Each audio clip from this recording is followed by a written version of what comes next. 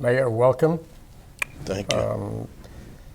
The reason why we're together here is because members of our community and especially those who are undocumented who live in this city, not only in this community but also in this city, have some concerns regarding the role of the city and the role of especially the police department regarding the new rules that are coming from the federal government. The purpose of us here, especially you, is to inform the community of what the city is going to do in terms of protecting the rights of those folks who live with us. Yeah, well, we have made statements maybe a month or so ago saying that we were going to be a sanctuary city, and prior to Donald Trump becoming a president, based on his inflammatory rhetoric while he was campaigning. I mean, now that he's keeping his campaign promises, we have to double down on that and make sure that we stand up for the residents of our city, documented or undocumented. And we're going to do that regardless of how he tries to bully us. We're going to stay steadfast to what we believe. Maybe what we need to do first and foremost is to explain what a sanctuary city is, because there seems to be a lot of confusion in terms of the role of the police department, right, and the rights of individuals, and especially those who have a criminal record, and what the city can and should do in terms of our involvement with those residents.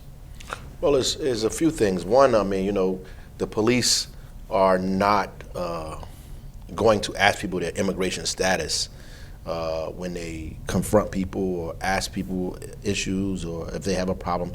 Your immigration status is not a part of one of the things that they will ask you for or should be asking you for. They may ask you for some other identification or based on wherever you are and what's the situation, but they're not going to ask you for your immigration status. And two, we're not an arm of ICE. We're not going to do ICE's bidding. The federal government has to enforce their own policies.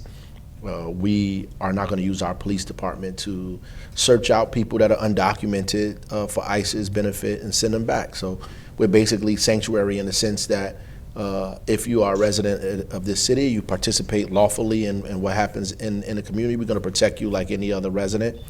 I mean, obviously, if you break the law of some heinous crime, then you are going to be treated like any other resident that breaks the law. If you commit robbery, homicide, rape, sexual assault, aggravated assault, any of these crimes, you will be treated like any other resident will be treated in the city who violates the law.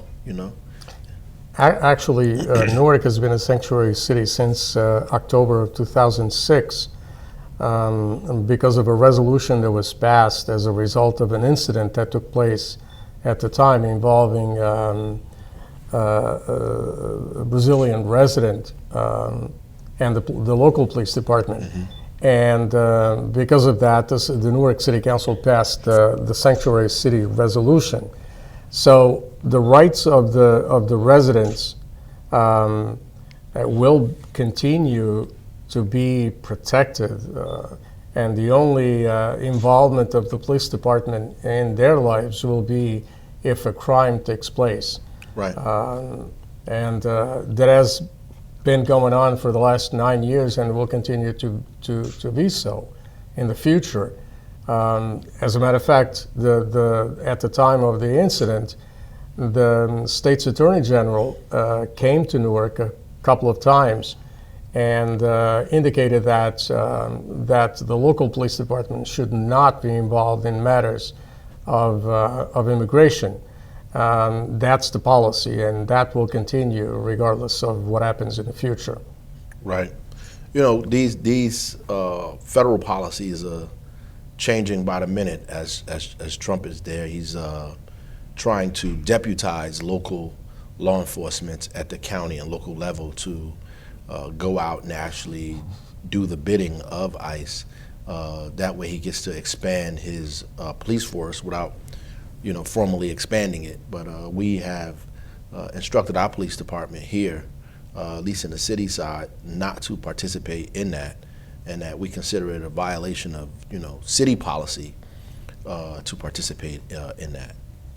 So, in terms of a sanctuary city such as Newark, and there's about 400 throughout the entire country, sanctuary city basically protects the rights of the residents, of the individuals who live in that particular city, regardless of being documented or undocumented, and does not involve any type of criminal activity. Right. As long as they're model residents, they have absolutely nothing to worry about in terms of the involvement of the local police department. Right. And basically, Mr. Mayor, what you're here for is to provide that sense of relief and at the same time assure the residents that the local police department will not be involved in that type of activity. Yes, and more importantly, any information that the city obtains on any of the residents, particularly undocumented residents, that we do not have to turn that over to the federal government for the purpose of immigration. We do not have to cooperate and give them people's address, immigration status, green card status, any of that information that they come and ask us for. We can keep that to ourselves. Which, like when we do the municipal IDs, we don't turn that information over to the federal or state authorities. So, actually, what it's saying is that you can participate in city services and feel comfortable that the city won't use your information against you. More of a reason now for the residents of the city to come forward and obtain the municipal ID. They can go to our office at 113 Monroe Street, or they can go to the city services at William Street and obtain the municipal ID. This has nothing to do with immigration status, right. But at the same time, it provides a form of ID for anyone to give to the local police department if they are necessary to obtain, if it's necessary for them to obtain. In view of what's going on, in view of the reaction that we're beginning to see from Trump and from the federal government, we're beginning to see an increase on requests for those residents who have green cards, folks who have been here for more than 5 years, and they have green cards and they are legitimate residents, asking to become American citizens. And we're going to do one on March the 12th. So if anybody's listening, please call our office, 973-733-3665. And we will, if you live in the city of Newark, and on March 12th at Club Azores, 142 Wilson Avenue, Newark, from 9 to 1 o'clock. It's on a Sunday morning. If you have been in this country for more than 5 years and you are a legal resident, you should become an American citizen. You don't lose your citizenship regardless of where you come from. So that's an added bonus that we provide. But going back still to the issue of sanctuary cities. Again, the purpose of our interview is to assure the residents of the city that they have nothing to worry about in terms of the role of the local police department regarding their status. No one will ask you. And if you do find out that a police officer has done so, please come forward and contact the city, and we will handle it from there. Absolutely. Absolutely. They should not, per state's instructions, and also from the mandate that was created with Sanctuary City resolution, and also from the city's viewpoint, no police officer should ask about the status of an individual at all in the course of anything.